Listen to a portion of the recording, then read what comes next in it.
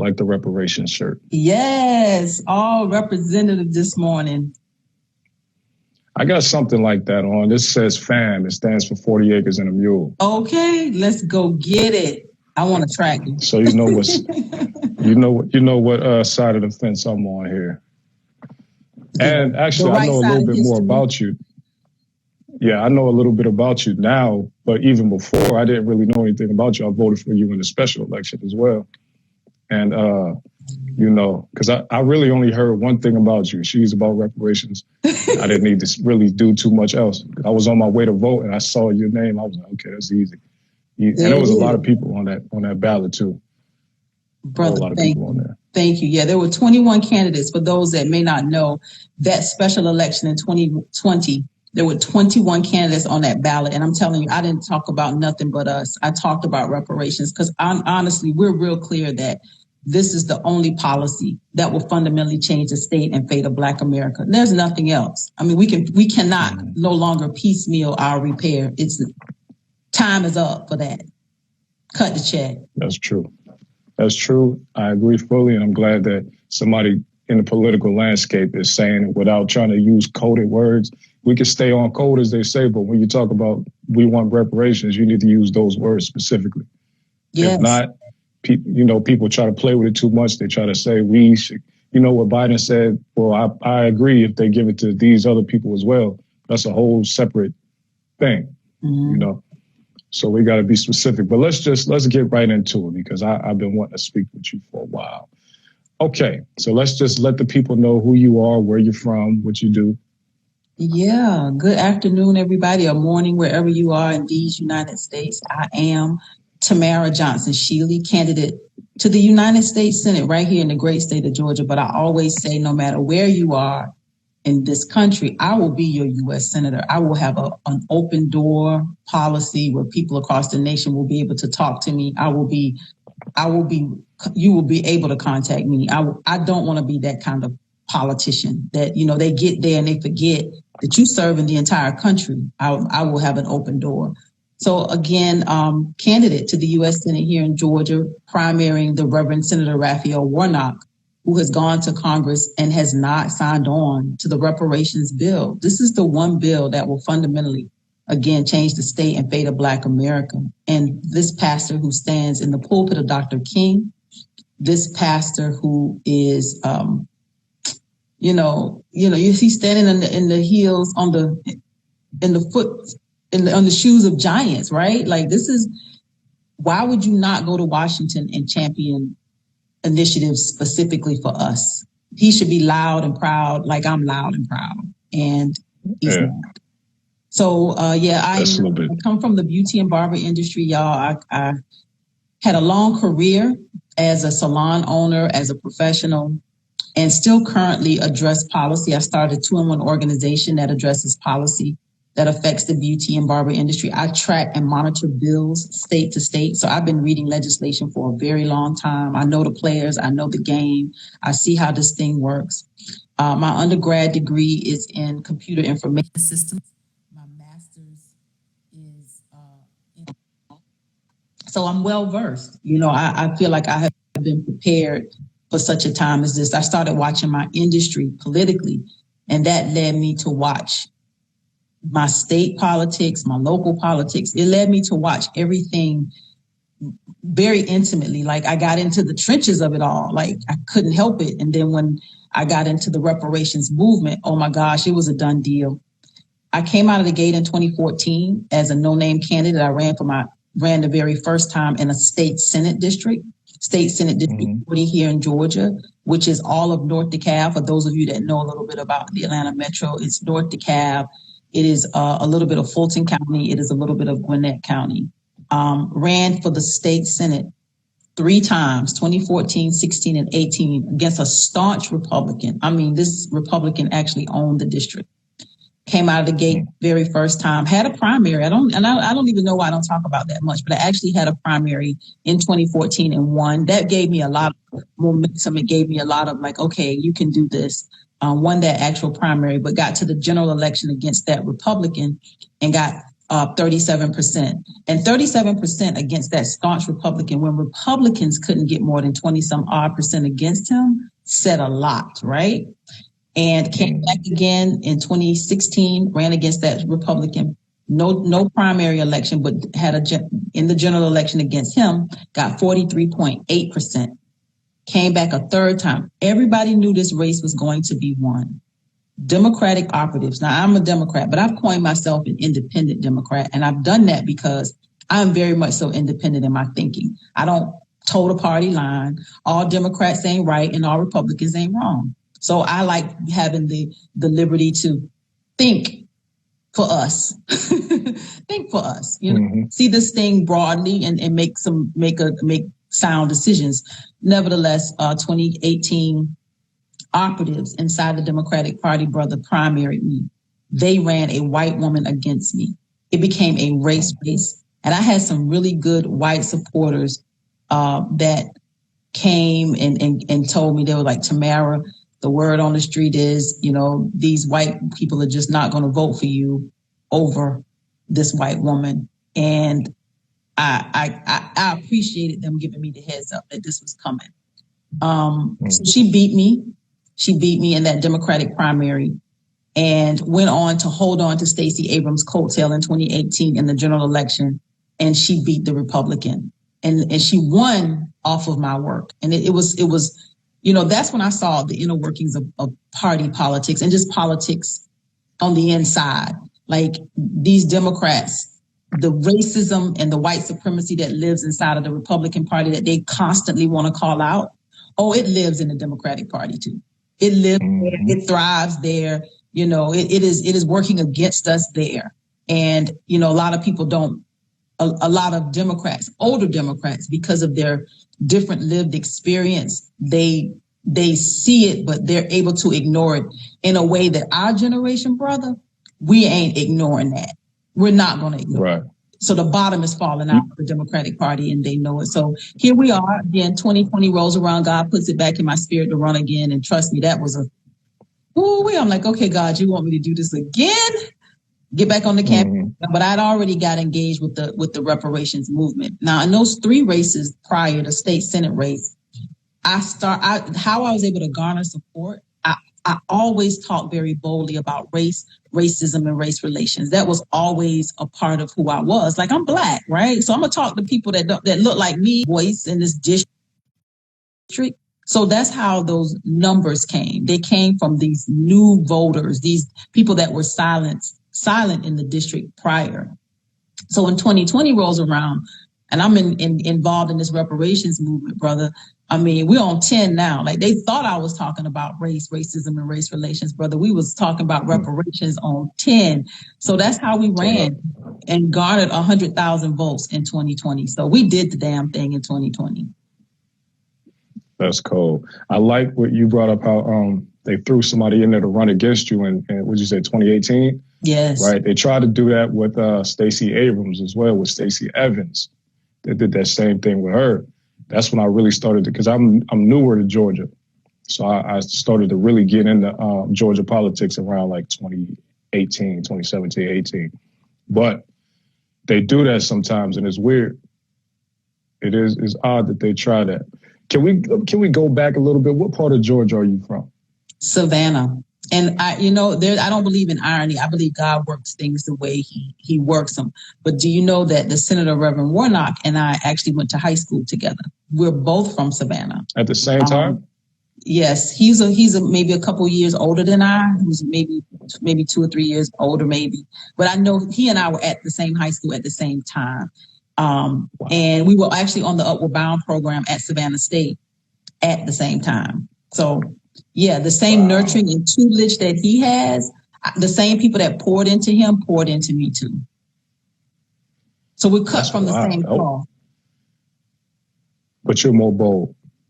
Much more. When you take millions of dollars in contributions and you're bought, and you have to do the bidding for those people that paid for you. So he's compromised where we are not. We don't take PAC money. Hell, ain't no PAC ever tried to offer us none. So good. We don't. I got a question for you about that too. Mm-hmm. So we're able to run our race and be as bold and courageous as we want to be. Right. That's good. That's interesting. So you consider yourself Geechee? Oh, Geechee, yeah. Anybody that's from that Savannah, South Carolina, that southeast corridor. Oh yeah, you Geechee Gullah. You hear it a lot. It'll come out every now and then. Because I've been gone for almost 30 years. You hear it more with Marcel Dixon. He's running against Jim Clyburn. You can hear his dialect much more clearly than you can hear mine. But it does come out when I talk or I say certain things. You'll hear it. I do hear it. I heard it because I watched your interview with Marcel Dixon. And my family I have roots in the Geechee. My great grandmother is from like Statesboro in the Brunswick area is where they're from. And then on my other side, Wilmington, North Carolina. So I grew up with both of them. So I definitely have a lot of the culture in me. I just didn't know about it until I was an adult, what the culture was. But that's interesting that y'all went to high school together. All right. So you gave me a rundown. You said you were a salon owner. Right? But you went to school and you got a master's in law. How did you end up using that law degree? So here's what I think. I'm going to go back a step. I'm going to go back to like growing up. Growing up, I was that kid. I didn't learn to cook. Y'all don't want me to cook you nothing.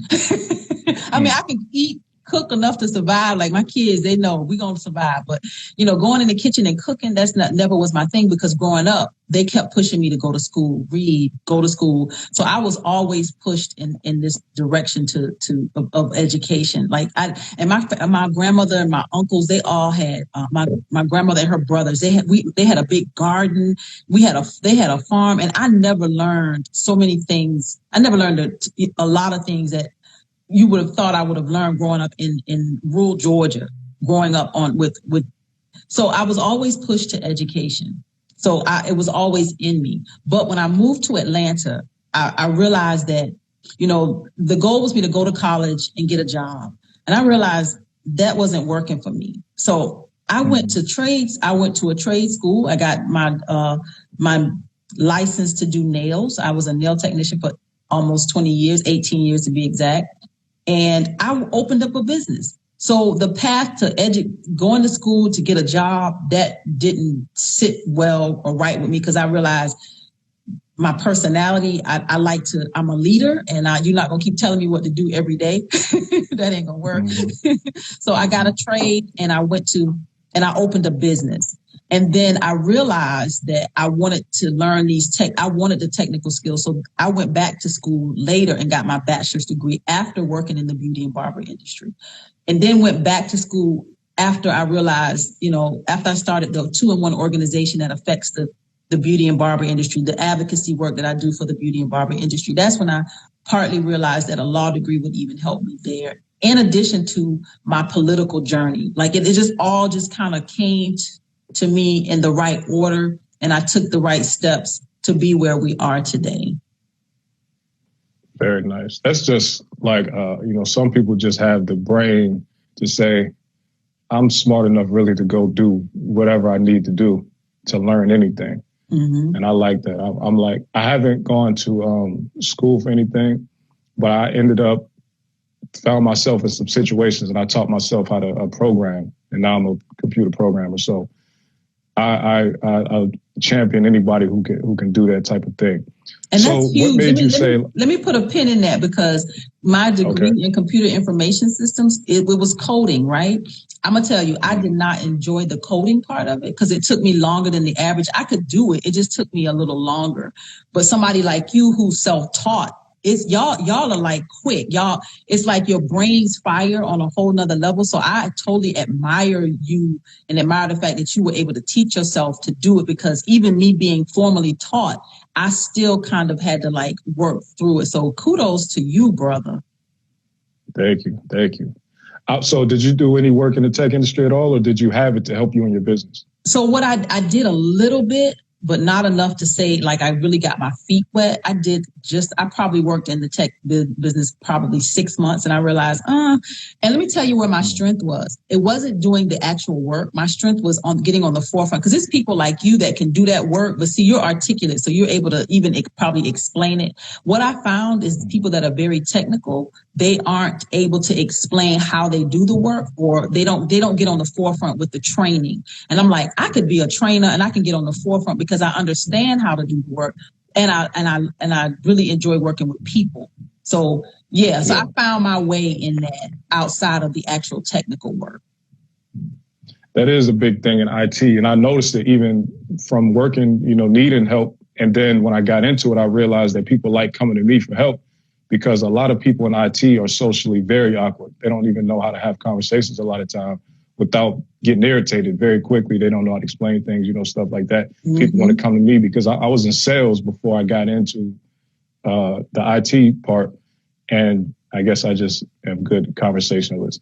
But what made you go into politics from hair and beauty or makeup, not makeup and beauty, but hair and beauty? And then why did you choose to go federal instead of continuing the state push? Yeah. So, watching my industry politically, that's when I started doing the advocacy work for the beauty and barber industry. When I started to watch that made me push me more and more into the political realm, because I realized not only could I help my industry, and then I got involved again with the reparations movement. I'm like, hell, we could change the world when we get on this federal level and really do this work. So that pushed me beyond those state runs. I feel like those state runs were what they were supposed to be. They gave me a lot of insight, again, on the inner workings of politics. Politricks is what I call it sometimes. I got the insight there. Plus, taught me the campaign, the strategies and how to get out here and do this. So it was what it needed to be for where we are today. I believe this is our race. This is our run. I believe that there's a lot of people who see this and know that this is the right side of history right now. We had to be born for such a time as this, brother. And this is those of us that are in this fight right here, right now. We're on the right side of history. Mm-hmm. I agree. Could you briefly, just a few, which agendas do you want to push when you get in there? What are the issues? I mean, of course, I know some of this stuff. I had to do my research on you, but just for the people who don't know, what issues are you trying to tackle when you win? Brother, I'm concentrating on reparations. I have no desire to be a career politician. I'm going in very intentionally because I know that reparations will make America great. And I say that, yes. And people are like, how can reparations make America great? There's so much synergy with that Make America Great movement and our reparations fight. And I feel like I found that synergy, and I feel like that's a bridge that if we bring white America, those that believe in this Make America, they're a part of that Make America Great movement. And those of us who are reparationists, those of us who undergird the Democratic Party, this new generation of us that our third eye is open. Look, we unite with them. Look, we can change this country and we can take this America to brand new heights. So I get excited about what we're able to do with this reparations movement. I'm going to wield my power. They get mad at Sinema and Manchin because, they can shut down Congress. Hell, we'll shut it down too. Cut the check. I'm not going there to spend the rest of my life there. I have no intentions on doing that. I like that. Get in, get out. It's like being, because every other movement understands that you need operatives, or I don't know another word for it, but it's a person that has a mission. They go in, once they complete the mission, they get back out. There's no need to just go sit there forever and just do. You just like taking checks and being on TV, I guess. I mean, I don't enjoy that. So exactly. If you have a mission, get in there, do what you can to get it done. And really be intentional, because we can tell when you fake. Mm-hmm. We can tell when you use it just to win the election, and then you have no intentions on actually doing it when you get in there. Mm-hmm. No, I'm not going in to play. I want to enjoy the fruits of our labor. Like when we get this reparations, I want to be able to go get my 40 acres, like you say, 40 acres and a mule. I just want my tractor. I want my land, and I want to live happily ever after with y'all. Yeah, that's real. That's real. I'm not going to play with these people forever. Yeah. 6 years, I'm in and I'm out. I'm done. Yeah. And you could tell they want to do it forever because they really didn't have a mission. Mm-hmm. They just wanted to be seen. honestly. And they wanted to have connections to those bank accounts that feed them, that they don't want to, that, you know, is under covers.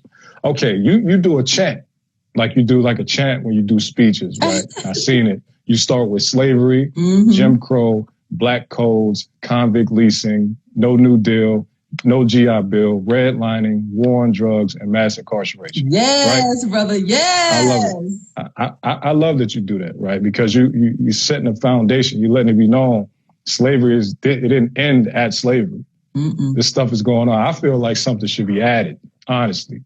Subprime lending would be at the end of that, because I think I feel like because we're still in what happened, it doesn't feel like this was like, it feels like this was an everybody thing. But if you look at who was impacted the most, just like mass incarceration, a lot of white people got locked up too. But who did it impact the most?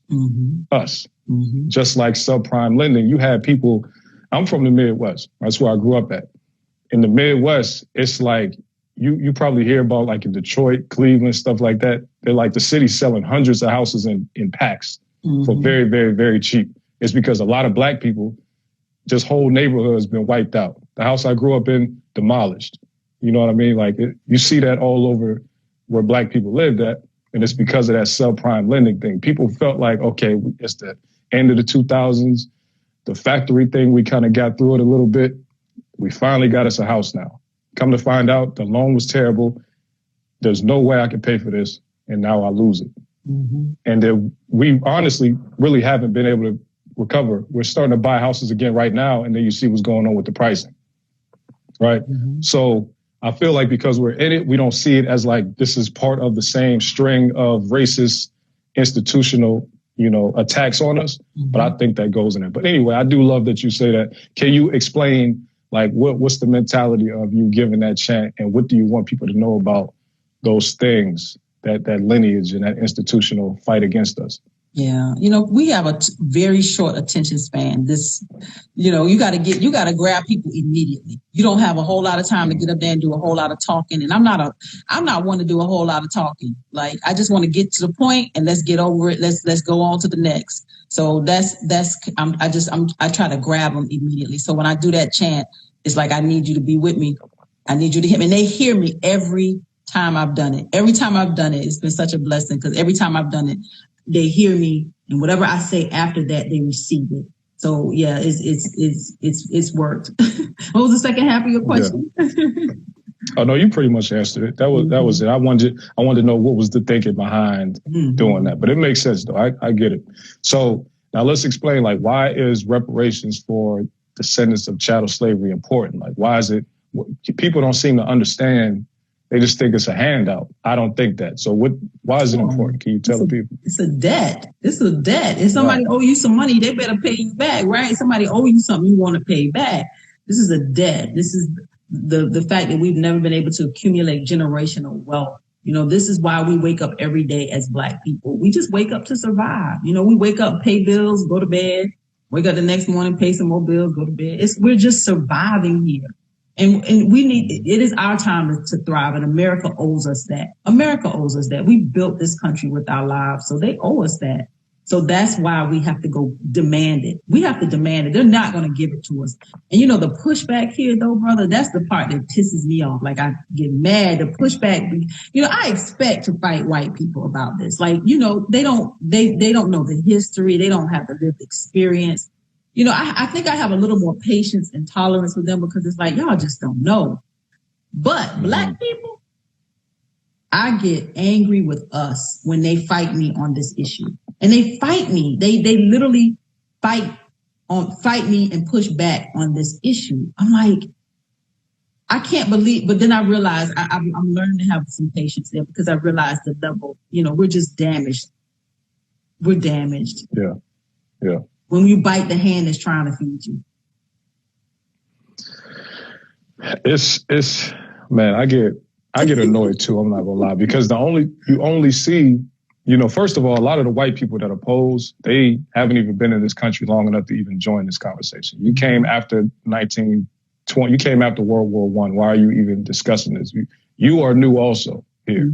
Okay. We were here when it was going on. You came afterwards. Okay, that's first. Secondly, I think some Black people get so scared of what it would take to get reparations that they like try to fight anybody else who's making too much noise with it. Cause it's like, what's going to happen to me if y'all get too loud? You know? Ooh. So they get scared and then they start to try to fight against us. And it's like, if let's just say you don't believe it's going to happen, why don't you just stay quiet about it? Like, why are you putting up such a defense against this? It's like you said, oh, they're going too close to the American government. Let us put up a wall in front of them. Why? It's fear. I think. It's Stockholm syndrome. Yeah, you nailed it, brother. It's fear. It's fear. And it's so sad that our people are so, it's again, that's how damaged we are and the level of our brokenness. We're broken. This whole system has done a number on us, and we're still, the residual of that still lives today. Yeah. All right. In an ideal world, right? If we could say we lay out what we need, what we want, and then the Congress, both sides of Congress, they say yes, president sign off on it. What does the reparation package look like? What do we get? Yeah. What do you think anyway? Well, my goal is to create the Reparations Administration.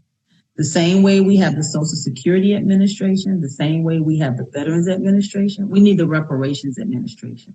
We need a federal agency that will house our redress. And that's generational work. Of course, there's a check because they're going to have to cut the check. But the additional resources that we need and whatever that needs to be, America needs to provide it. And I'm not an economist, so I do lean on the work of Dr. William Darity from his book, From Here to Equality, and other leading economists across the country. They'll be the ones to kind of make sure that those numbers are right. And the inner workings of this agency is where it needs to be for us. But yes, go ahead. Sorry, you started breaking up when you said Dr. Darity's book. I'm familiar with Sandy Darity, but if you could say that book name one more time, just so we can make sure people heard you. Sorry. It's From Here to Equality by Dr. William Darity. He's an economist out of Duke University. And again, I am not an economist. I'm a politician, right? So I'm going there to put the policy in place, to create the infrastructure, and they'll be the ones to make sure that the numbers are right. I mean, the study is there, HR 40 and S40, the study is there, but this is beyond the study. Like we're going to leapfrog over the study. And it's now time to create the federal agency that will do three things. Of course, be what we need it to be for us, but we'll have to define ourselves in the law, who we are as descendants of chattel slavery. We need a legal definition and we need a registry. The same way that Social Security knows who they pay, the same way the Veterans Administration, they know who they pay and they take care of. They need to know who we are. So we'll have a registry and a database the same way those other agencies have, a database. So if that will take us, prayerfully doesn't take the whole 6 years, but that's what I'm going in doing. Somebody asked me just recently, your first 100 days. That's it. I told you why I'm going to Congress. I told you why I'm going. I'm clear why I'm there. And I'll wield that power to make sure it gets done. And then when my 6 years is up, I'm out. Because we're going to get it done in 6 years. Do you think there's other people in the Senate who agree with the reparations movement? They're just scared to bring it up? I think there is an opportunity. I think there's an opportunity for us to get what we need. And if we can make the numbers, one thing about Republicans and what I've learned, again, not all Democrats are right and all Republicans are wrong. One thing I've learned about Republicans is that you talk dollars and cents to them. Get out your emotions because they don't have they don't legislate based on emotions. It has to make fiscal sense, right? Dollars and cents, right? So I go in there talking dollars and cents. Let me show you how this make dollars and cents because it's going to stimulate the economy. It's going to lower your tax burden. And we can they say, well, how are we going to pay for it? We can either eliminate or reallocate monies from dead end social programs. There's so many damn social programs that we could get rid of and we can consolidate those monies and put that into our reparations and move our country forward. Look, I'm going to show them how this thing can make dollars and cents. So that's why I'm going to Congress. I'm going to wield my power and I will participate accordingly based on the way we need to negotiate I'm telling you, this law degree is not in vain. Negotiation, arbitration, mediation. Look, we're going to use all the skills to get what we need for our reparations claim. Nice. Yeah, I feel like the right voice in there, they just need to, they'll follow, I think. I think you definitely have a good chance of turning some people around once you get in there. How do you feel about, because, you know, in the reparations conversation, look, I've been in what they call the conscious community for some years now, right? So you see the movements that are big and they come and go, but the elephant in the room of reparations is ADOS movement, right? So, and I'm influenced by it too, but I'm not big on, you know, I take, if you have a good idea, I'm with the good idea. I don't necessarily follow people like that, but if somebody has a good idea, I'm fully with it, right? So how do you feel about the movement itself, and then specifically how it's being led right now? Do you feel it's, you know, what do you feel about it? So I will I always say respectfully, I came through the ADOS movement. You know, that was where I learned from a lot of people. I met a lot of great people from the movement that, you know, we're no longer a part of the movement, but we are still very much so still connected. I can still pick up the phone and they can still pick up the phone, and we're still very much connected. And honestly, most of us are still doing the work. You know, all the people that I met that aren't a part of the movement, the ADOS movement, we're still doing the work. So that's the wonderful thing about, you know, where we are today. But there's FBA, the Foundational Black Americans, there's B1, Black First, and then there's the Freedmen movement. So there's different, you know, I call us all family. You know, we're all going in the same direction. We all want the same thing. Everybody's approach is just different. You know, ADOS, you know, they gangsters. They political gangsters. You know, they fight. But you know what? I respectfully, I realize that they do it the way they do it. And, you know, sometimes it calls for that. You know, it calls for it, and I don't get mad at them at the way they do things. I don't get mad at the way the Freedmen do it. B1 does it. FBA do it. It's literally like we got to throw everything at it and see what sticks. So if it takes all these tribes, these four tribes to fight these battles and fight them on different fronts and use different strategies, I love it. I'm just like, it takes all of this. You know, sometimes when, you know, you making them, you, and I told you I can't cook worth a dang, but you get this analogy. When you cooking something, you got to put all kinds of ingredients that don't seem to go together. But when they come together, you got something that tastes magically delicious. So, so this is the magic behind the reparations movement. It's all of it. It's all of it.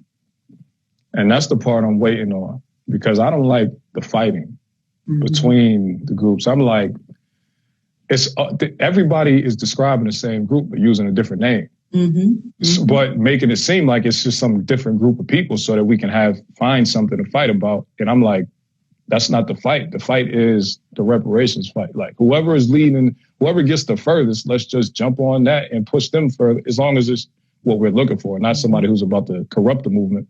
But whoever is like you're right now, I feel like you're the furthest ahead, because you are going to the Senate. I don't know anybody else who's this close. You said you got 100,000 votes last time. That's a lot of votes in a state where 1 million people vote on both sides, you know, independent, Republican, and Democrat. So if you got 100,000 from just Democrat with 20 people on the ticket, you are the furthest ahead right now, besides what they're doing in California, right?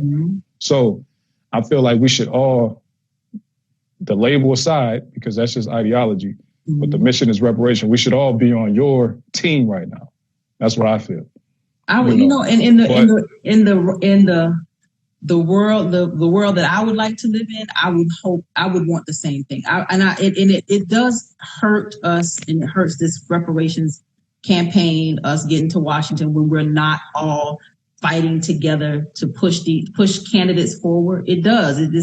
It's detrimental. It's not productive to, you know, this fight. But, you know, I've learned to not put so much energy there. You know, honestly, I'm the type of person I always try to find the good in.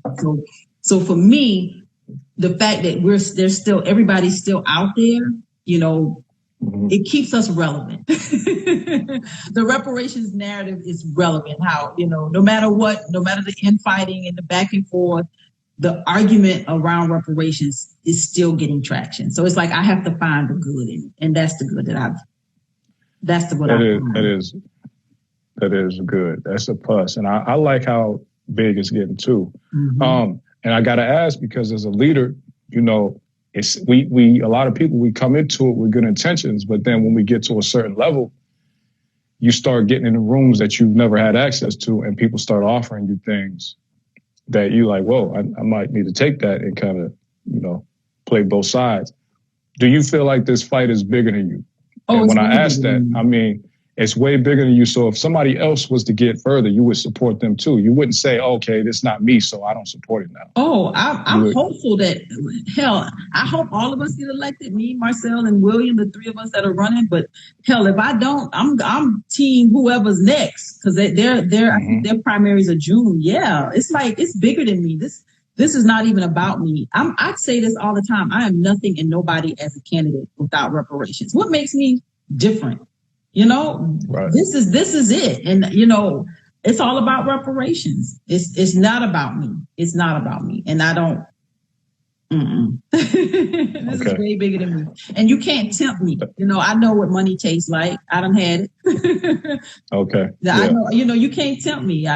There's nothing that you can tempt me with. So they know that. That's why they, particularly the Democratic Party, they know she won't stop. For somebody to run 5 times, coming back and back and back at the Democrats and saying the same thing. I haven't changed my tone, my rhetoric, my words. I've been talking about race, racism, and race relations in those first 3 races, and now talking about reparations. I have not changed. I just turned up the volume, and now they like, oh gosh, will she go away? No. No. Right. That's amazing. The how the Democrat, I don't know, like when we say the Democrat, like is there some like group of people behind the scenes that had, control who the party is behind, or what, like how does that work? And are they telling you, no, we can't get behind you because we're behind Warnock, or how does that work? No, they just send their you know how they do it. It's just people that are just more vocal than others. And you never know where the strings are being pulled from. I just, I could care. Honestly, when it comes to this party, I'm just like, whatever. I'm a Democrat because I believe in the democratic principles, and I lean that way.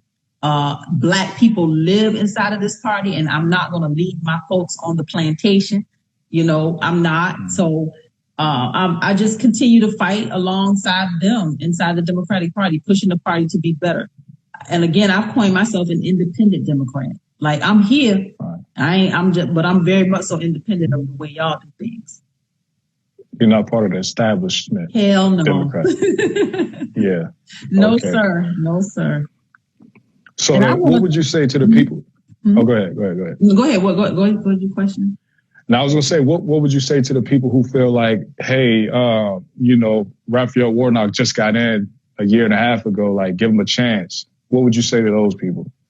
I don't think Black America has time to give anybody a chance. You should have been prepared when you got there. You should have been clear about why you were even going. He's not even clear about, he has nothing to define him. Hell, the homeless people that live outside his church, that should have been his first mission, even if he didn't say Black. Speak the homelessness. They live outside your church, Pastor, every Sunday when you preach. Don't let me go there. But no, he's, people say, well, he's a freshman legislator. And this is my reply to that. I was a freshman in high school. I was a freshman in college. I will not be a freshman in Congress. They have 1 vote. I have 1 vote. It's all about wielding your power. There's nobody there that's more powerful. They make themselves, quote unquote, more powerful. But you got 1 vote and I got 1 vote. Cinema and Mansion show y'all that every single time they shut something down. They got power. That 1 vote has power. So Warnock has no excuse. He has a commercial out about not being a magician. Nobody said you had to be a magician, but damn, he should have been a better politician. Mm-hmm. Mm-hmm. Yeah, because whatever he's saying that he can't magically make happen. I mean, has he even said that he was trying to make it happen? Well, what does he want to make happen? Look, what does he look? He was never. we never knew what he stood on. You can't stand on everything. What defines you as a legislator? What defines you? Right. The money, the power, the fame. Mm-hmm. Yeah. Yeah. He just had good marketing, really. That's what it seemed like to me. They had amazing marketing, plenty of money behind them. Mm-hmm. And that's how they made it happen. Yeah. So let me ask about donating to your campaign. Like, if we donate, so where's the money going? If we donate to the campaign, the Tamara Johnson-Shealey campaign? Yeah, we run grassroots campaign. Black people, we have to make $1 out of 15 cents. We can't afford the big television ads. We can't afford, big radio. But, we're big on running a grassroots campaign. We're boots on the ground. We go where we need to go and we do what we need to do. And honestly, there's two ways to run a campaign. You can run it from the air, you can run it from the ground. And I think that we have been very strategic in running our race from the ground. So, and that's where the people are. They're on the ground. So that's where we are. And that's where we stay, is on the ground. So and I don't talk a whole lot of strategy on social media, but I can just tell you, we run a strong campaign on the ground. We just stay on the ground. Okay. So the campaign donations go to helping you get in these cities and get in front of people face to face, pretty much. Mm-hmm. Stay on the ground, and what it takes to help others to help. I do believe in people power. Our campaign is people powered. So we have a lot of great people that are part of us staying on the ground. So, yeah. Yeah. Can you clear up something real quick? Because you hinted at it quickly, but we didn't talk about it. You said, I touched some money or I seen money, so they can't entice me with that, right? Why do people believe that Black people are asking for reparations? Because we're just sitting around like on the street corner begging for change or something. Like, they think that all of us are just extremely poor and that we're looking for a handout. Like, can you explain that? Like, a lot of the people leading the reparations movement are like middle class or above. Yeah. Can you talk about that? Because we understand that this is a debt. This is a responsibility. To much is given, much is required. Those of us who, God has blessed us to be in certain situations. I'm not in that, nevertheless, I'm just saying that those of us who see it, we know it. And this is the good fight. This is the fight that, we're helping our fellow brothers and sisters. And this is a debt that America owes, but this is a wrong that America has to try to get right. I pray they can get it right, but they got to take some steps to getting it right. So we're finishing the work that was started by our ancestors. There's a calling. I feel like for those of us that do this, you don't do this because, it's fun. This ain't fun. We don't do this, we do this because we're led in a different way to fight this fight. I say we had to be born. There's a generation of us that came after the civil rights movement that see this world for what it is. And we're not attached to the legacy of the civil rights movement. We're not attached to the emotionalism that comes with the civil rights movement. We see this world for what it's not doing for the next generation. Like I have adult sons, and my children can't afford to be out living on their own. They can't. The inflation and what it costs to live, they can't. And if we're not intentional about making sure that our children have the resources to be the innovators and the creators and to compete in this global society, we're failing our children. And I go back and I look at that civil rights movement. They failed us because they should be undergirding us. And instead, most of the boomers and the older people, they fight you. Mm-hmm. Like you're doing something wrong. I'm like, that era worked for you. And you didn't leave, you're not, there's nothing there for us. And you're not helping us fight for the next generation. So get out the way. Get out the way. Mm-hmm. I wouldn't even say it worked for them because they got things happened and then they still had a lot of issues after those changes happened, like the Civil Rights Bill and all that stuff. They had plenty of issues. And, there's a lot of them are still alive right now and the stuff hasn't changed much. So I wouldn't even say it worked, The reason it was a Band-Aid, yeah, it was a Band-Aid because the people were asking for reparations 150 years ago. In 2022, we still have to ask for it. That's because whatever they did didn't work. We still need it because the country is still the country. Plus, I want people to know, this is what I tell them when they try to say, but you weren't a slave and you're whatever. I'm like, okay, well, reparations then it's not for me. It's for my great-great-great-grandmother. Y'all just didn't pay her. So I'm just going to inherit what you are giving to her. That's all it is. With interest also, because you didn't pay it when you should have paid it. That's all it is. If I owe a bank money and that bank is bought out and they no longer exist, my debt doesn't go away. I still have to pay.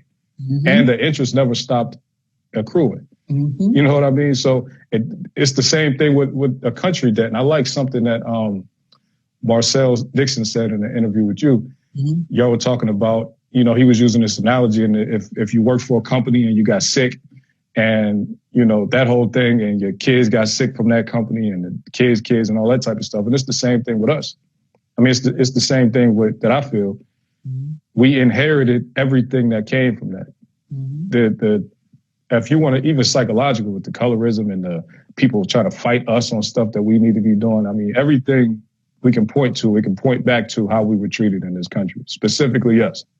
Because it always seems to be I won't even go there, but specifically us, though, we deal with a lot of stuff. And I just want people to know that reparations is not a handout. It's something that should have been paid 150 years ago.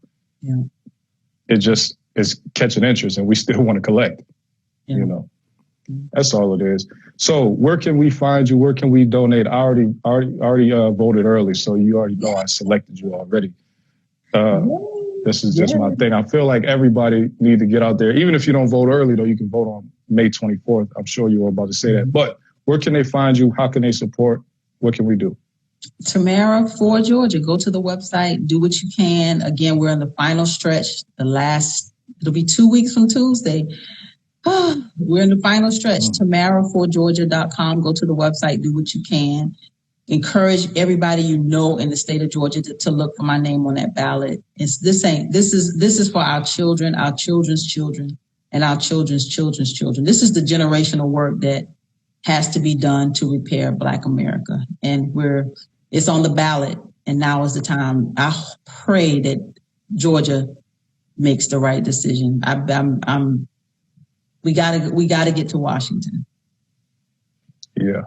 And I just don't even like, you know, I don't normally say, I don't like his cockiness right now. I haven't even seen him campaigning really. It's like he just thinks it's in the bag. He shouldn't think that. I feel like we got a strong case over here with the reparations movement. It's a lot of us in Georgia. And salute to Yvette Carnell for starting her thing up. And it's in Georgia. There's a lot of followers here. You know what I'm saying? A lot of people who agree. I remember they did a live meeting with Andre Dixon like a few years ago, and it was ADOS Atlanta, and they had a live interview with him. And I watched, that was before I knew who he was. And he was like, okay, I'm down, but y'all need to help me get in this spot so I could do whatever. And we're going to see if he will uphold what he said. But, you know, I feel like the movement is strong in Georgia. So we should, if you got 100,000 votes, like I said, that's a lot of votes for anybody really, but especially somebody pushing the reparations agenda. Yeah, we sure do. I feel like with only 2 people on the ballot this time, you should get way more. And hopefully with his cockiness, you know, we can get there and you'll be on the one in November. Yeah, I feel like that's an easier win because I don't even know who's running on the others. Well, I know who's running a little bit, but I don't think they have a chance to beat you if you get on there. No, brother, we'll mop the floor with that. We're good. Our obstacle has always been this Democratic primary. It's getting Black people to see how urgent this is, how our house is on fire. So everybody, please go to the website, do what you can, spread the word. Every dollar, every donation counts. Every vote, y'all, every vote. That's how we win. So thank you, brother, for this opportunity today. Yes, thank you. And we got 2 weeks. Let's do whatever we can. If you're on here, spread the word. If you see it later, because I'll take this and put it on YouTube and then try to clickbait it up as much as I can so people can see it. The title anyway. And then hopefully, you know, I guess the night of May 24th, we have some good news, you know. Ooh. Yeah, I said I was going to shut down at 7 and just go into my spirit, but I'm ready. I'm ready. We're ready. Definitely. to, hopefully I could get on with Marcel Dixon too, even though I don't live in that state. I like some of the stuff you're talking about. Yes, we will. All right. I appreciate it for you joining me, and we are wishing you the best of luck. I'm behind you all the way. Thank you, brother. Thank you. Thank you. Thank you again. All right. All right. Peace out.